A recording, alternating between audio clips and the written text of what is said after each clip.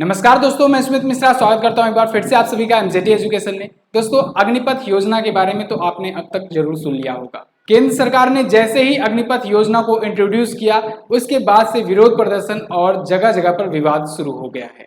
आप देख पाएंगे दोस्तों, जगह जगह पर तोड़फोड़ मची हुई है और छात्र उतर आए हैं रोड पर, सड़कों पर। बिहार के कई जिलों में दोस्तों तोड़फोड़, ट्रेनों में भी आगजनी देखने को मिली है। आरा स्टेशन पर काफी ज्यादा विरोध प्रदर्शन देखने को मिल रहा है। यहाँ पर एक बात मैं आपको कंफर्म करना चाहूँगा, ये जो विरोध प्रदर्शन कर रहे हैं ये कोई बूढ़े बुजुर्ग या वयस्क नहीं है, ये छात्र हैं। तो कृपया इनको इस दृष्टि से ना देखें। जैसे कभी कभी आजकल क्या होता है कि जब भी कोई दंगा या फिर कुछ होता है तो फिर लोग ये सोच लेते हैं कि तो पैसे दे करके या फिर बुलाई गई भीड़ होगी या फिर दंगे फसाद करने वाले होंगे, मकसद से अराजकता फैलाने के लिए होंगे। इनका मकसद वो नहीं है। कारण ये है कि ये दोस्तों वो छात्र हैं जो 2 साल 2.5 साल से प्रिपरेशन कर रहे थे। किसके लिए? भारत की सेवा करने के लिए, देश की सेना में भर्ती होने के लिए। सोचो, ये वो छात्र हैं जो चाहते हैं कि हम देश की सेवा करें, लेकिन यहाँ पर वो चीज़ नहीं हो रहा है। इस वजह से इन्हें रोड पर उतरना पड़ा है। तो ये चीज़ आपको ध्यान में रखना होगा। अब मैं आपको पूरा चीज़ बताने वाला हूँ, सब कुछ क्लियर करने वाला हूँ कि अग्निपथ योजना क्या है, अग्निपथ योजना से एडवांटेजेस क्या होंगे, डिसएडवांटेजेस क्या होंगे, विवाद क्यों हो रहा है। तो पूरा आप एंड तक देखिएगा। फिलहाल अभी सिचुएशन जो है ये क्रिटिकल है। हालांकि तोड़फोड़ वगैरह ये कोई सॉल्यूशन नहीं है, इसको तो मैं बिल्कुल नहीं सपोर्ट करता हूँ। अग्निपथ योजना क्या है? अग्निपथ योजना के तहत, अग्निपथ योजना को केंद्र सरकार ने इंट्रोड्यूस करते हुए ये कहा कि अग्निपथ योजना के तहत भारतीय सेना में, भारतीय थल सेना, भारतीय वायुसेना और भारतीय नौसेना, इन सेनाओं में 4 सालों के लिए एक कॉन्ट्रैक्ट पर बेसिस पर एक प्रकार से ज्वाइनिंग कराई जाएगी, भर्ती कराई जाएगी।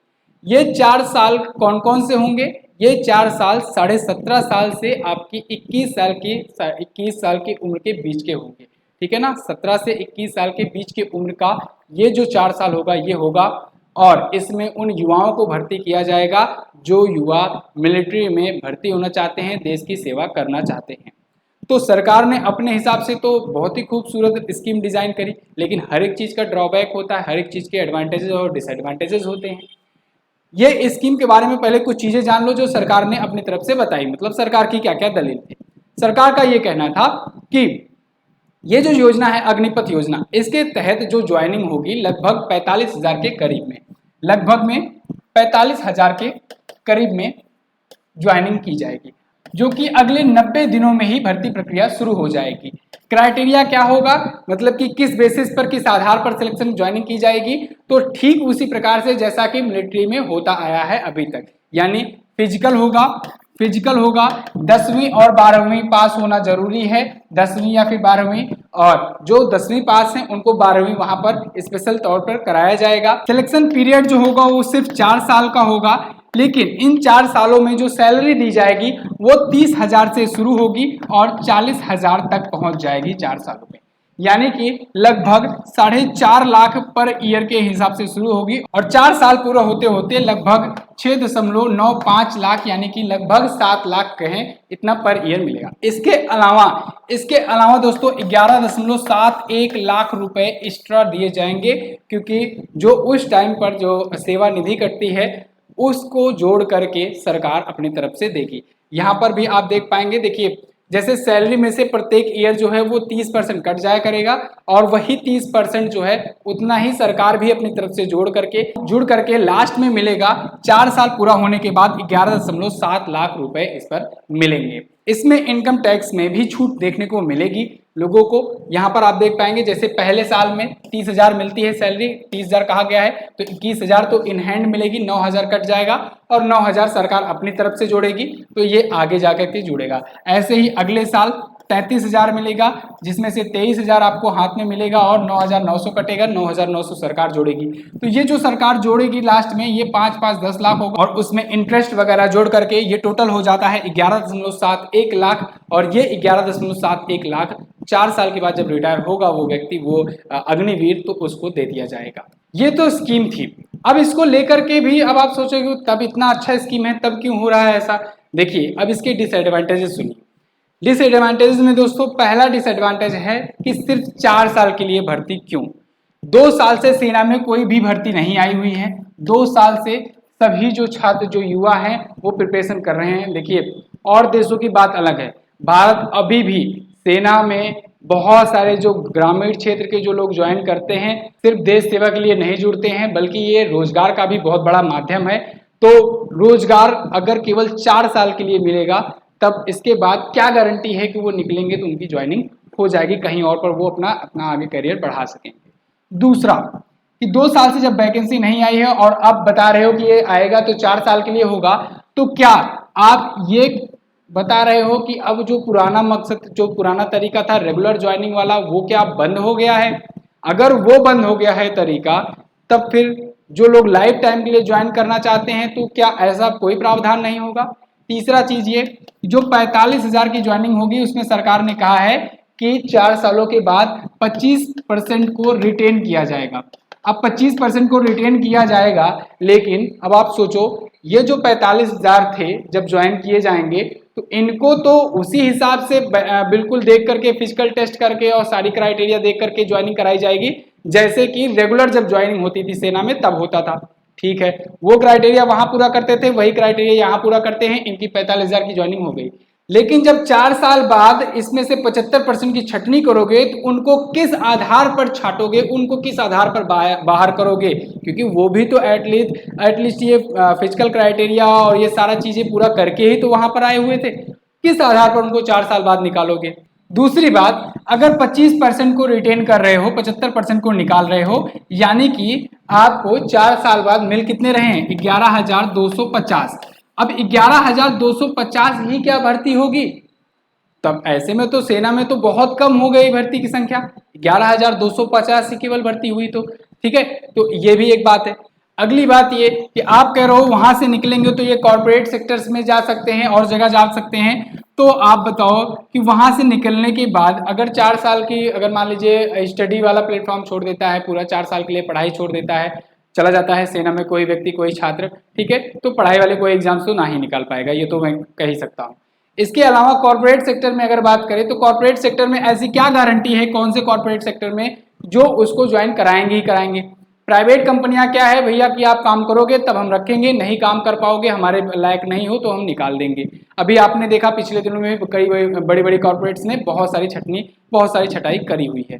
तो उनका तो सिंपल सा फंडा है, ये है कि अगर आप हमारे लायक हो, स्किलफुल हो, तब तो हम रखेंगे, नहीं तो नहीं रखेंगे। ये 4 साल सेना में रहेंगे, कॉर्पोरेट में तो बंदूक चलाना की जरूरत है नहीं, तो वहां पर इनका क्या यूज होगा? ठीक है, 4 साल में ये कंप्यूटर चलाना तो वहां सीखेंगे नहीं। दूसरी बात, अब मान लीजिए ये हो जाता है, सब चीजें हो जाती हैं, 4 साल बाद ये आ जाता है युवा यहाँ पर, ठीक है, उस टाइम पर तो मिल गया अच्छा खासा पैसा, लेकिन क्या गारंटी है कि इसके बाद ये बहुत ही अच्छे से ही रहेगा? भाई हर जगह दिक्कत होती है, कोई भी बैंक कर्मचारी होते हैं उनमें भी कोई भ्रष्टाचारी होता है, पुलिस होते हैं उनमें से कोई भी भ्रष्टाचारी होता है, बहुत सारी चीजें होती हैं। 4 साल बाद यहाँ से निकलते हैं, ठीक है, मान लिया 99% लोग बहुत ही अच्छे से हैं, डिसिप्लिन्ड है, 1% भी अगर कोई ऐसा है जो हथियारों की प्रॉपर ट्रेनिंग लिया हुआ है और वो अपने रास्ते से भटक जाता है और वो क्राइम के सेक्टर में चला जाता है, तो उसको मुकाबला करना, उसको एक प्रकार से पकड़ना क्या कठिन नहीं हो जाएगा? क्या आप रिस्क में नहीं डाल रहे हो? क्या कुछ लोग ऐसे नहीं हो सकते हैं जो अपने गुस्से को कंट्रोल ना कर पाएं और उसके बाद कुछ भी कदम उठा लें? तो इससे आम जनता का ही तो नुकसान होगा, उसमें ही तो डर आएगा। तो ये भी पॉसिबिलिटी है, इसको लेकर के क्लियर किया जाए। ठीक है, 4 साल में आप किए, 4 साल में युवा तब भी है, 21 साल के है, उतनी बुद्धि नहीं विकसित हुई होती है भाई, कुछ भी तुरंत एक्शन लिया जा सकता है, उतना मेच्योरिटी नहीं आई रहती है। ओके, अब बात करते हैं एडवांटेजेस की। डिसएडवांटेजेस तो आपने सुन लिए, अब हम लोग एडवांटेजेस की बात करते हैं कि फायदे क्या क्या है। सबसे बड़ी बात बेरोजगारी। बेरोजगारी तो आप देख ही रहे हो किस सीमा पर है। अगर मैं कहूँ आपसे कि 17 साल की उम्र में ही आपको एक जॉब मिल जा रही है, ऐसी जॉब मिल जा रही है जिसमें 30,000 से 40,000 रुपए आपको मिल रहे हैं, उसके बाद 4 साल तक मिल रहे हैं, 4 साल निकलने के बाद 11 लाख और दिया जा रहा है, 11 साढ़े 11 लाख और दिया जा रहा है। ऐसे में आप अच्छा खासा अमाउंट बना पा रहे हो, और इसके बाद निकलने के बाद अगर आप इस प्रकार से विकसित हो जाते हो, आपका माइंड इस प्रकार से डेवलप हो जाता है या क्रिएटिव माइंड है, आप अपना कुछ स्टार्टअप करना चाहते हो, कुछ हेल्प करना चाहते हो, कुछ और एम्प्लॉयमेंट को बढ़ाना चाहते हो, तो फिर आप अपना कोई कॉर्पोरेट सेक्टर में जा सकते हो। इसमें मैं सरकार को कहूँगा कि हाँ, जो पॉजिटिव सोच करके आगे बढ़ाए हुए हैं, तो पॉजिटिव पॉइंट तो ये इसमें ये फिट बैठता है। और 17 साल की उम्र में अगर आपको इतना ज़्यादा अमाउंट वाली सैलरी वाली अगर जॉब मिल जा रही है तो कोई बुराई उसमें नहीं है। लेकिन इसके साथ ही साथ आपके अंदर डिसिप्लिन भी आएगा, नो डाउट। आप सेना में जाओगे तो वहाँ पर वहाँ के रूल्स, वहाँ के रेगुलेशंस जब फॉलो करोगे 4 साल, तो फिर कहीं ना कहीं आप बिल्कुल फिट और इस हिसाब से अपने आप को, माइंड को डेवलप कर लोगे। जैसे ठीक वैसे ही समझ लो, यूपीएससी की तैयारी जो करने लगता है, तो कोई ज़रूरी नहीं है यूपीएससी वो क्वालिफाई ही हो, लेकिन जब यूपीएससी को वो तैयारी करता है दोस्तों, अगर नहीं भी क्वालिफाई हो पाता है तब भी उसका माइंड इतना ज़्यादा विकसित हो गया रहता है कि जिससे वो अपनी लाइफ में कहीं ना कहीं बिल्कुल अच्छी जगह पर ही सेट होता है, ठीक है ना। तो आप कभी भी ऐसा नहीं देखे होगे कि यूपीएससी एस्पिरेंट होगा उसके बाद वो जा करके किसी छोटे मोटे जगह कुछ कर रहा होगा। अगर वो प्रॉपरली अच्छे से तैयारी किया है तो फिर कहीं ना कहीं वो अच्छी जगह पर पहुंच जाता है, उसका दिमाग इतना विकसित हो जाता है।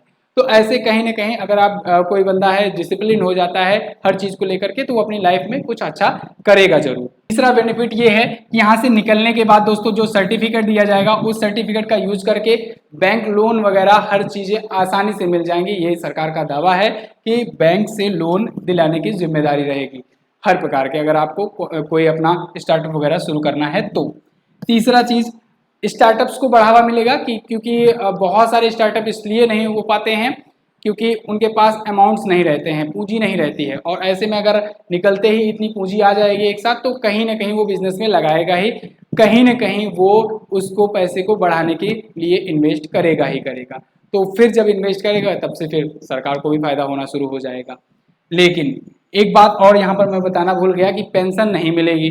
पेंशन जब नहीं मिलेगी इस बात को लेकर के भी विरोध हो रहा है कि जब पेंशन यहाँ नहीं मिल रही है तो विधायक सांसद वगैरह को क्यों देते हो भाई। सही बात है, बिल्कुल सही बात है।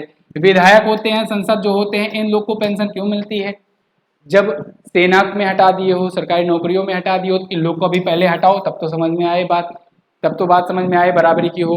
अब इन लोग के खिलाफ जब कभी पेंशन अगर पास भी होगा, बिल लाया भी जाएगा, ये लोग वोट ही नहीं करेंगे अपने खिलाफ कि हमारी पेंशन बंद हो जाए। तो संसद से जब तक बिल एक्ट बनेगा नहीं तब तक होगा नहीं। तो फिर सबसे पहले तो यही करना चाहिए, विधायक और सांसदों का पेंशन खत्म करना चाहिए। इसके बाद एक और पॉसिबिलिटी लगाई जा सकती है, जैसे मान लीजिए कभी कभी मान लीजिए खुदा न खास्ता इमरजेंसी ऐसी सिचुएशन आ जाती है जहां पर ज़रूरत पड़ जाती है भारतीय सेना में ज़्यादा से ज़्यादा सैनिकों की।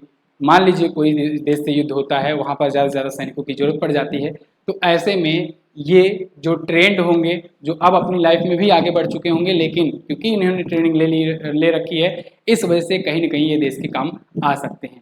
तो ये सभी पॉइंट्स थे जो मैंने आपसे शेयर किया। इस मुद्दे पर आपकी क्या राय है आप लोग कमेंट बॉक्स में ज़रूर बताइएगा। मैंने आपको बताया योजना क्या है, मैंने आपको इसके बारे में बताया कि क्यों विरोध हो रहा है और क्या क्या इसके डिसएडवांटेजेस हैं, फिर लास्ट में मैंने आपको इसके एडवांटेजेस भी बताए हैं। आप लोग कमेंट करके बताइए कि आप लोग इसमें क्या सुधार देखना चाहते हैं, साथ ही साथ आपका क्या ओपिनियन है, आप ज़रूर हमें कमेंट बॉक्स में बताइएगा। वीडियो अच्छी लगी हो तो इसको लाइक और शेयर कीजिए अपने दोस्तों के पास भी, और सबसे आप ग्रुप डिस्कशन करके पूछिए कि इस पर क्या डिसीजन लेना चाहिए। चलिए बहुत बहुत धन्यवाद दोस्तों वीडियो देखने के लिए। मिलेंगे अगली वीडियो में, तब तक के लिए नमस्कार, जय हिंद, वंदे मातरम।